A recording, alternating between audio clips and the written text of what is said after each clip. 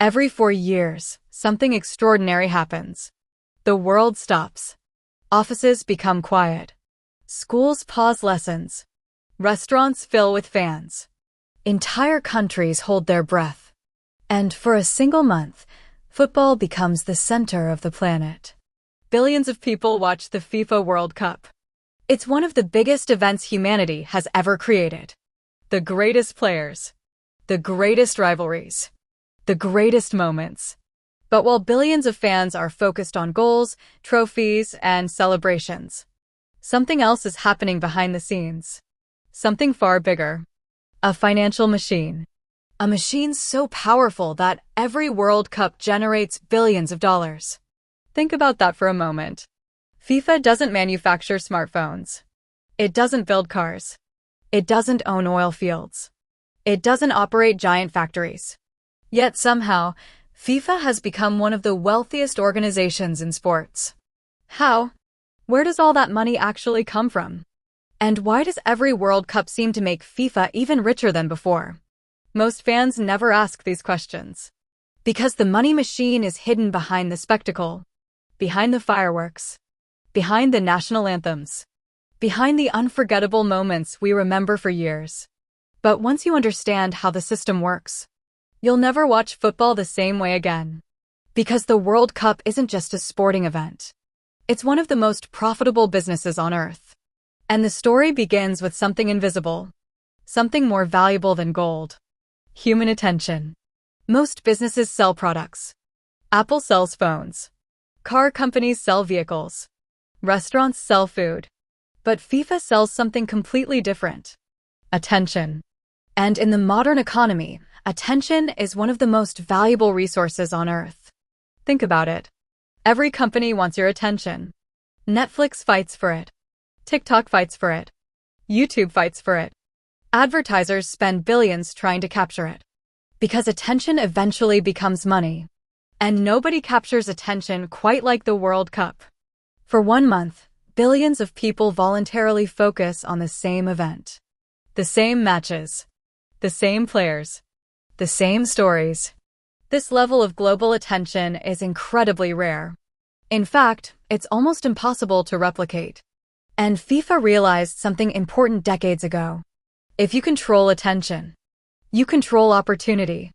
Every company wants access to those billions of viewers. Every broadcaster wants access. Every sponsor wants access. Every government wants access. And FIFA owns the key. The World Cup. The greatest attention-generating machine in sports. But attention alone doesn't generate billions. You still need a way to monetize it. And that's where the real money starts flowing. Through television screens. Imagine owning the rights to the biggest show on Earth. That's essentially what FIFA has. Every World Cup match is valuable. But not because of the football itself. Because of who is watching. Broadcasters understand something very important. Live sports are different. Most entertainment can be watched later. Movies. TV shows. Documentaries. People can wait. But nobody wants to watch a World Cup final after already knowing the winner. Live sports create urgency. And urgency creates value. That value turns into broadcasting rights. Networks around the world compete fiercely for access. They spend enormous amounts of money.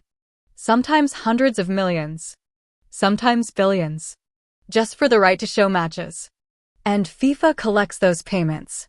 Year after year. Tournament after tournament. Broadcasting revenue has become FIFA's biggest source of income. Not tickets. Not merchandise. Not sponsorships. Broadcasting. The cameras. The screens. The audiences. And as streaming platforms continue expanding worldwide, the value of those rights continues growing. Because wherever people watch football, someone is paying FIFA for access. But television isn't the only goldmine. There is another group willing to spend extraordinary amounts of money. Global corporations. Imagine you're the CEO of a global company. You have a product to sell. And suddenly, billions of potential customers gather in one place. What would you pay to reach them? That question drives one of the most intense bidding wars in sports. The sponsorship war. Every World Cup attracts the biggest brands on earth. Sportswear giants, banks, technology companies, airlines, automobile manufacturers, payment networks, soft drink companies. Everyone wants visibility. Everyone wants exposure. Everyone wants their brand associated with football's biggest stage. Why? Because sponsorship isn't really about logos. It's about psychology. When fans celebrate victories, they unconsciously connect positive emotions to the brands they see. That emotional connection can influence purchasing decisions for years. Companies know this, which is why they spend hundreds of millions for sponsorship deals. Some partnerships last decades. Others are fought over aggressively behind closed doors, because the reward can be enormous.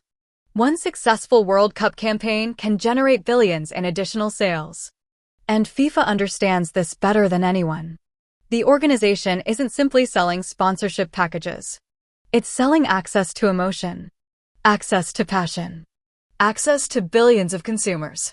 And corporations happily pay. But even sponsors aren't the only source of revenue. Because FIFA has another customer: the fans themselves. For many people, attending a World Cup is a dream, a once-in-a-lifetime experience. And people are willing to spend extraordinary amounts of money to make that dream come true. Flights, hotels, tickets, food, transportation, merchandise, souvenirs, hospitality packages. The costs add up quickly. But fans keep spending. Because football isn't just entertainment. It's identity. It's emotion. It's belonging. And emotions are powerful economic forces. A supporter might hesitate before buying an expensive watch. But that same supporter may spend thousands traveling across the world to watch their national team. Why? Because experiences feel priceless. FIFA understands this perfectly. The organization has built an entire ecosystem around fan spending. Official products, exclusive experiences, premium seating, VIP packages. Every layer creates additional revenue. Every emotional moment creates economic value. And millions of fans participate willingly. But while fans spend thousands, some organizations spend billions. Entire countries. Winning the right to host a World Cup feels like winning a prize. Cities celebrate. Governments celebrate. Citizens celebrate. But then reality begins. Because hosting a World Cup is incredibly expensive. New stadiums must be built. Transportation systems upgraded. Airports expanded. Security increased. Infrastructure modernized. The bill can reach billions of dollars. Supporters argue the investment stimulates growth. They point to tourism, global exposure, new jobs, economic development. Critics aren't convinced. Some stadiums become underused after tournaments end. Some projects fail to generate expected returns. And some countries spend far more than originally planned. The debate continues after every World Cup. Was it worth it? Who benefited most? The host nation? The local economy? Or FIFA? The answer depends on who you ask. But one thing is undeniable. The World Cup creates massive economic activity. And FIFA sits at the center of it all. Yet, even bigger than infrastructure is something impossible to build overnight. A global brand. Brands can be worth billions. Sometimes more than factories. More than buildings. More than equipment. Because a strong brand creates trust, recognition, authority. And FIFA's brand is among the strongest in sports. People recognize the World Cup instantly. Children know it. Adults know it. Fans know it. Even people who rarely watch football know it. That recognition creates power. Sponsors want association. Broadcasters want access. Governments want hosting rights. Everyone wants to be connected to the World Cup. Because the brand itself has become incredibly valuable.